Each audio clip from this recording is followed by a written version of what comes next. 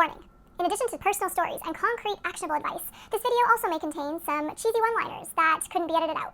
Please power through them. Thanks. Hey, what's up? I'm Damsel in Data, and I deserve everything I've accomplished. Not something you hear every day, is it? And I'm looking in the wrong spot again!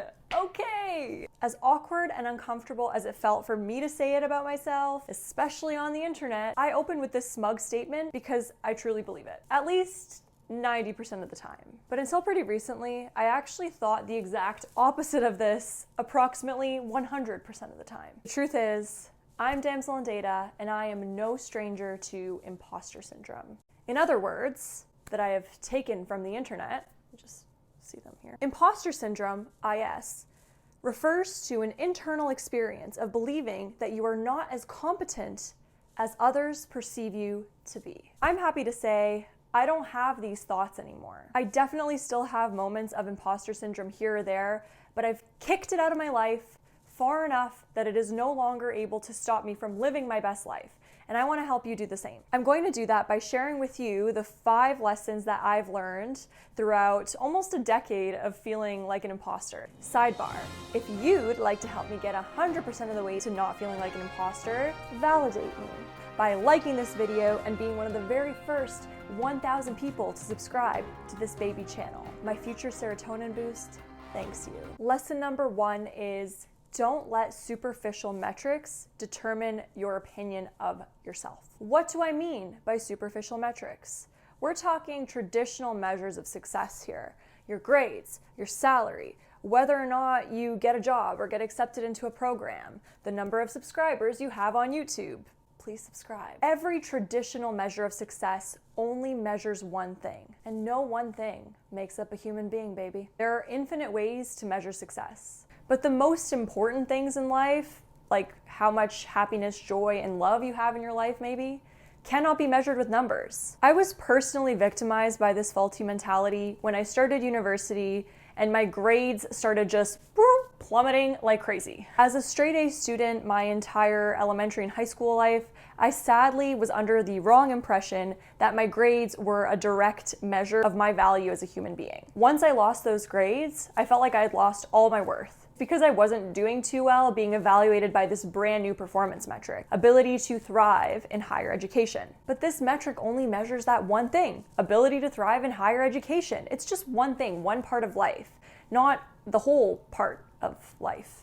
So how could I bring myself that same level of happiness that the validation of high grades used to bring me? It was a game changer to realize that I had the power to change the scale on which I was measuring my own worth. I didn't have to measure it by my ability to get high grades. Absolutely nothing was stopping me from separating my worth from this one superficial metric. I could choose something else to give me the same feelings of accomplishment that high grades once used to. You can choose the game that you're playing, so choose the one that's going to give you the high score so you can win. For me in this case, I changed the name of my game to simply receiving the minimum grades that I needed to be able to get my degree. So instead of worrying about high grades, I just worried about passing. Lowered my standards. I changed my mindset to tell me that just getting my degree would give me the same satisfaction that being top of my class used to give me. So now I had all of this residual energy that I used to be spending on trying to get A's in every class to spend on other things that gave me other feelings of happiness and accomplishment and joy in my life. Spending more time with my friends and family, spending more time on my hobbies, and improving my social life and my social skills. What a blessing it was to be released from my own unnecessary expectations. This lesson also applies when comparing yourself to other people. A wise person once said, "Comparison is the thief of all joy." Brilliant. The same way you're not gonna let your superficial metrics determine your opinion of yourself, do not let those same superficial metrics inflate your opinion of other people and deflate your opinion of yourself as a result. Stop comparing. I'm gonna say it again, single metrics do not paint the whole picture of a person or their success or their happiness level. You may appear to be super successful on paper, but you could actually be anxious and stressed out all the time. You don't know what's going on behind closed doors of a person's life.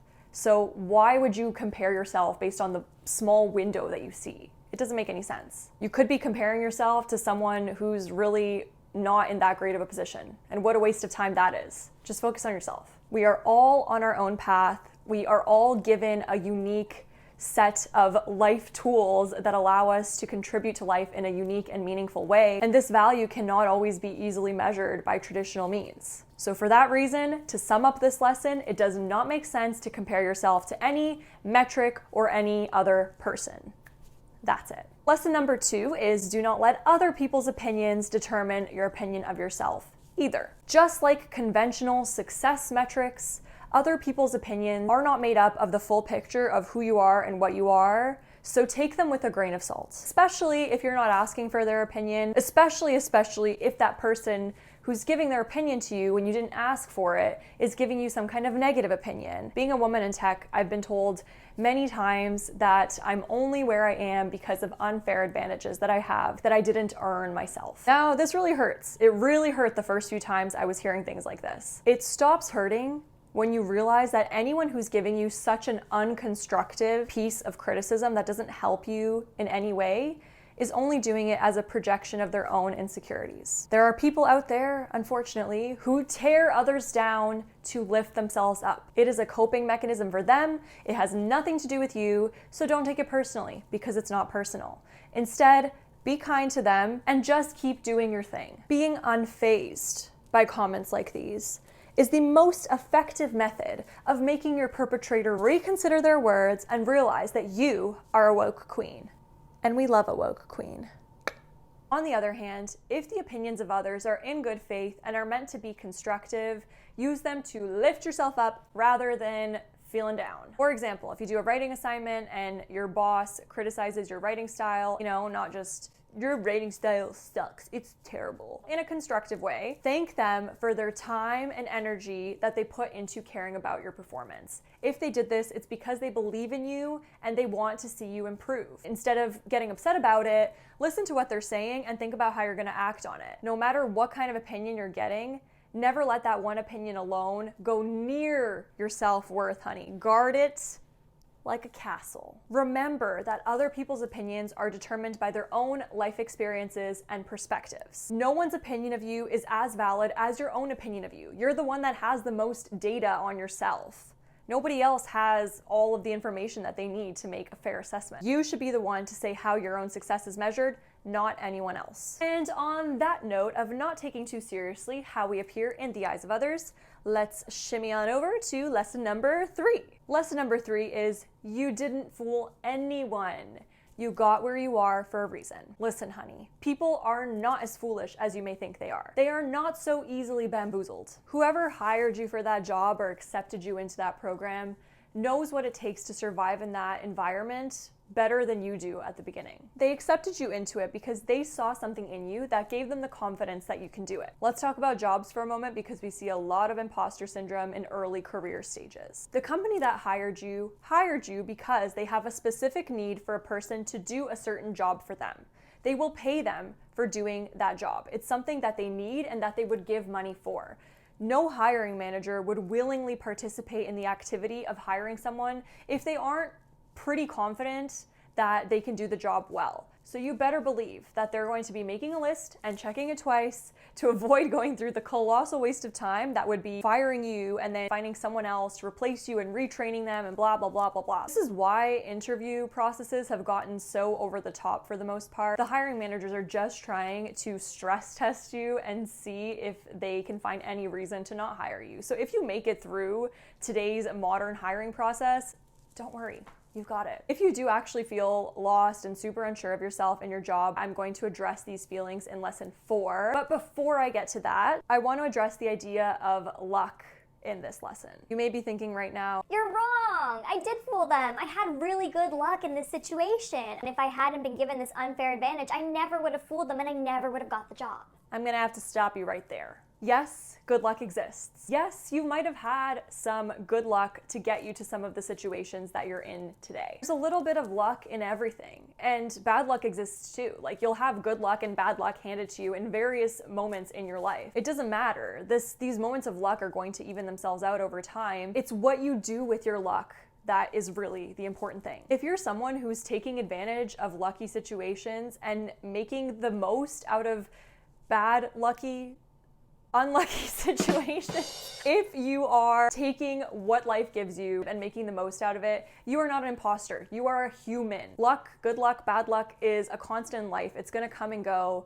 So don't blame things on bad luck, and don't let good luck take all the credit for the good things that happen to you. You are the one that chooses how to use the lemons that life gives you. And with that terrible metaphor, we move on to lesson number 4. Oh my God, that rhymed!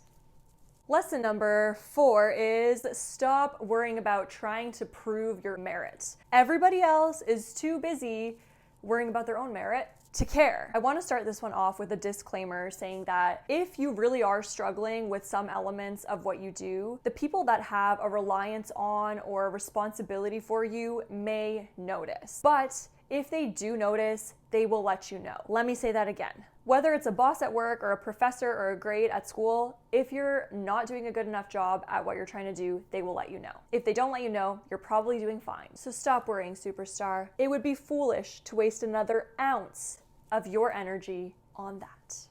So if no one has told you you need to step up your game and you simply feel as though people are judging you, the people that you're worried about are probably too busy judging themselves and their own competence to worry about yours. I got a news flash. You're not the only one who's worried about your performance. Even the people that you look up to the most have a pretty good chance of being imposter syndrome victims, no matter how it appears on the outside. A 2020 study estimates that imposter syndrome may affect up to 82% of people of all demographic makeups and life stages. In fact, underestimating one's competence and knowledge level is a frequently occurring trait in high achievers and people who actually know a lot about what they're talking about. A bigger sign of incompetence would be if you weren't questioning your knowledge. Those who have little to no knowledge with a certain task or topic actually tend to overestimate their abilities and they think that they know more than they do. This phenomenon is called the Dunning-Kruger effect, and it's actually the exact opposite of imposter syndrome. So there you have it. The more you know, the more you think you don't know. So don't sweat about how much you know, because you probably know more than you know.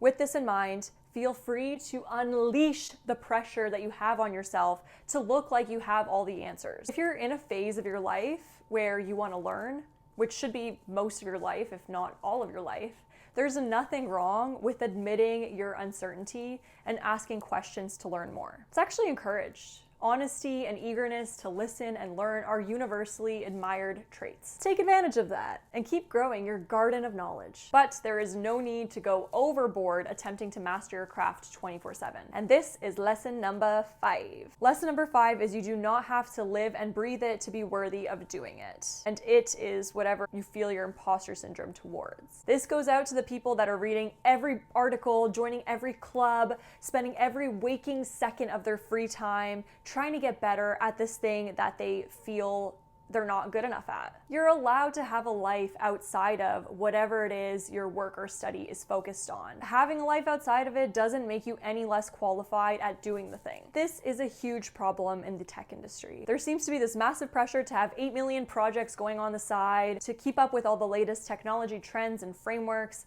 and to learn new programming languages in your sleep. I definitely felt this at the beginning of my tech career. Personally, I had no interest in wrapping up a long day of work to do more of what I did at work. And I felt that that made me unworthy of being in the field. I really felt like I didn't belong in this tech world and that I would never be able to keep up with the people that were writing iOS apps for fun. What made me feel better about this was when I went to a conference and I listened to a lovely female software developer speaking about her career. When asked about what kind of side projects she works on, she proudly said none. She said, "I have no desire to write more code after writing code all day at work. I do not want any side projects." And she was so proud to say it and she owned it. And it was like, oh, hallelujah. Breakthrough moment for me. I felt so heard when she proclaimed that she prefers to spend her off time with her loved ones and with her other hobbies like ballroom dancing. All I needed was to see someone else that has a successful career in tech